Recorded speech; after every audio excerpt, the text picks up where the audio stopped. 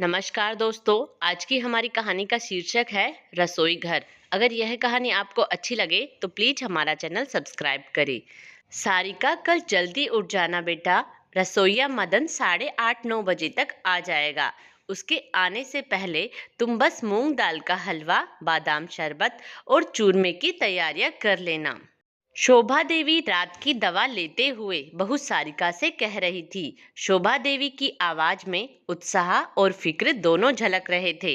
उत्साह इस बात का कि कल इकलौती बेटिया केतकी को देखने लड़के वालों का पूरा परिवार आ रहा था, और फिक्र इसलिए कि मेहमानों की खातिर में कोई कसर ना रह जाए। माँ, तुम अब निश्चिंत होकर सो जाओ, कल सब कुछ अच्छे से हो जाएगा। बेटे किशोर ने लैपटॉप पर ऑफिस का कुछ काम निपटाते हुए चिंतित माँ को सहज करते हुए कहा था। किशोर को पता था कि सारिका अपनी जिम्मेवारियों को लेकर बेहद सचेत रहती है।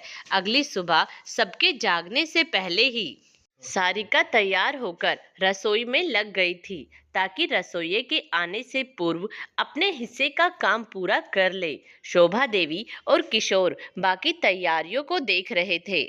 9 बज गए थे, अभी तक मदन नहीं आया था। शोभा देवी की चिंताएं बढ़ रही थी, पर घर के बाकी लोग निश्चिंत थे, क्योंकि मदन इस घर से काफी सालों से जुड़ा था और कभी भी उसने शिकायत का कोई अवसर नहीं दिया था।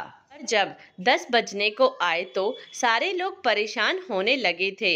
उस पर से मदन का फोन भी लगातार बंद आ रहा था। 11 बजे के बाद लड़के वाले कभी भी आ सकते थे। रसोई का पूरा काम बचा हुआ था।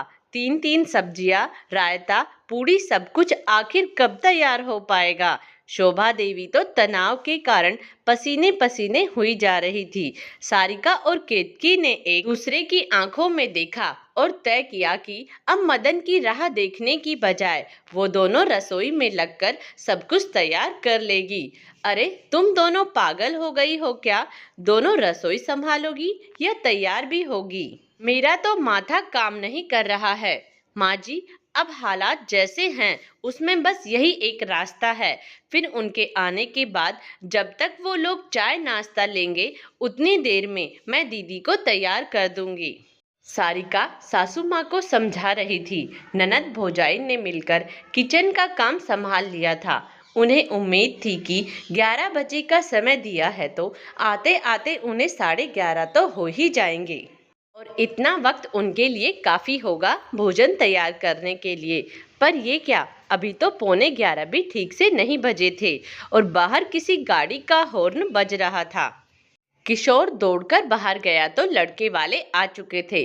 किशोर ने मेहमानों का अभिवादन किया और उन्हें अंदर लेकर आ गया। उधर रसोई घर में तो माहौल एकदम तनावपूर्ण हो गया था। आधी रसोई भी ठीक से तैयार नहीं हुई थी। लड़के वालों के घर से शांति देवी, उनके पति गणेश बाबू, पुत्र आनंद और पुत्री और दामाद आए थे। शांति देवी तो हॉल में बैठने की बजाय किचन देखने की जिद करने लगी थी। किचन में सारिका और केतकी पसीने पसीने होकर अभी लगी हुई थी कि अचानक शांति देवी सामने खड़ी हो गई थी। पीछे पीछे आनंद और उसकी बहन भी आ गए। शांति देवी और आनंद बारी बारी से सारा किस्सा बयां कर रहे थे। शांति देवी ने केतकी के दोनों गालों पर अपनी हथेलियां रखकर उसके माथे को चूम लिया था। समधन जी, जिस परिवार में सारिका जैसी भाभी हो और उससे तालमेल बैठाकर चलने वाली केतकी जैसी ननद हो, उस परिवार की पुत्री को गृहस्थ जीवन में समस्याओं से सूझबूझ से निपटने का गुण तो विरासत में मिला होता है। गणेश बाबू भी अब रसोई में आ गए थे। खाना पीना तो होता रहेगा, अब औपचारिकता को छोड़िए और सगाई की तैयारी कर लीजिए। मैं अपने परिवार की तरफ से अपने पुत्र आनंद के लिए आप सभी से केतकी बिटिया का हाथ मांगता हूँ। दोनों परिवारों से खचाखच भर चुके रसोई घर में सब एक दूसरे का अभिनंदन कर रहे थे। शोभा देवी ईश्वर की माया पर मन ही मन ये सोचकर मुस्कुरा रही थी कि जिस रसोई घर ने आज इतना तनाव दिया, उसी रसोई घर में बिटिया का रिश्ता पक्का हो गया था।